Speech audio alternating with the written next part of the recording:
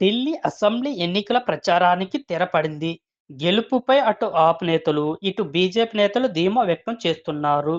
ఎల్లుండి 70 స్థానాల్లో పోలింగ్ జరుగుతుంది. ఫిబ్రవరి 8వ తేదీన ఢిల్లీ అసెంబ్లీ ఎన్నికల ఫలితాలు వెలువడతాయి. ఆప్, బీజేపీ, కాంగ్రెస్ పార్టీల మధ్య త్రిముఖ పోటీలు ఎవరు గెలుస్తారన్న విషయంపై తీవ్ర ఉత్కంఠ నెలకొంది. 3 పార్టీల తరపున అగ్రనేతలు చివరి రోజు కూడా సుడిగాలి ప్రచారం చేశారు. ఆప్ అభ్యర్థులకు మద్దతుగా Kejriwal, CM Atishi road show నిర్వహించారు. 2013 నుంచి ఢిల్లీలో ఆప్ జై యాత్ర కొనసాగుతుంది. ఈసారి కూడా ఢిల్లీలో తమదే విజయమన్నారు కేజ్రీవాల్. ఆమ్ ఆద్మీ పార్టీకి ఈసారి 55 సీట్లు రావడం ఖాయమన్నారు. అయితే మహిళలు భారీగా ఓటేస్తే ఆ సంఖ్య 60కి చేరుతుందన్నారు కేజ్రీవాల్. తాము 3 సీట్లు మాత్రమే గెలుస్తామని బీజేపీ తప్పుడు ప్రచారం చేస్తోందన్నారు.